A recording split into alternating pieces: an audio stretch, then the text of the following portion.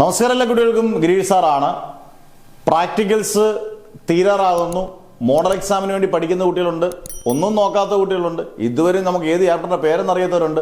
+1 ആയാലും +2 ആയാലും. +2കാർക്ക് പിന്നെ പ്രാക്ടിക്കൽസ് ഉണ്ടെന്നെങ്കിലും പറയാം, +1കാർക്ക് അതും പറയാനില്ല, ഞങ്ങൾ അടിപൊളിയായിട്ട് ഉഴപ്പുന്നുണ്ട്. എന്നാലും മോഡൽ എക്സാം യഥാർത്ഥത്തിൽ 16-ാം തീയതി ഒക്കെ തുടങ്ങാനിരിക്കുകയാണ്. സയൻസുകാർക്കൊക്കെ 17-ാം തീയതിയാണ്. ഈ മോഡൽ എക്സാമിൻ്റെ ഡേറ്റിൽ ഷെഡ്യൂളൊക്കെ വരികയും മാറ്റം വരുമെന്നാണ്. അതായത് മോഡൽ എക്സാം മൊത്തത്തിലൊന്നും മാറ്റുന്നു എന്ന് ഒരു കൃത്യമായിട്ടുള്ള അനൗൺസ്മെന്റ് ആയിട്ടില്ല.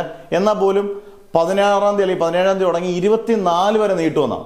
യഥാർത്ഥത്തിൽ അങ്ങനെ വന്നാൽ അത് കുട്ടികൾക്ക് ദോഷമാണെന്ന് എനിക്ക് തോന്നുള്ളൂ. കാരണം വേറൊന്നുമല്ല, കൂടുതൽ ദിവസങ്ങളാകും തോറും നിങ്ങൾ തന്നെ കമന്റ് ഇടുക, എന്താണ് പ്രശ്നം? നമുക്ക് പബ്ലിക് എക്സാമിന് ഫെബ്രുവരി 28 വരെ ഉള്ളൂ. പിന്നെ 7-8 ദിവസം കഴിയുമ്പോൾ അല്ലെങ്കിൽ 8-9 ദിവസം കഴിയുമ്പോൾ പബ്ലിക് എക്സാം പോയി. +1 മാർച്ച് 5-ഉം +2 മാർച്ച് 6-ഉമാണ്.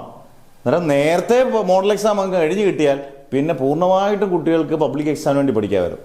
ഇത് ഇങ്ങനൊരു മാറ്റം വരികയാണെങ്കിൽ അത് കുട്ടികൾക്കൊരു ദോഷമായിരിക്കാം എന്നാണ് എനിക്ക് തോന്നുന്നത്. ഏതായാലും നിങ്ങളുടെ കമൻസ് ഉറപ്പായിട്ടും പറയുക.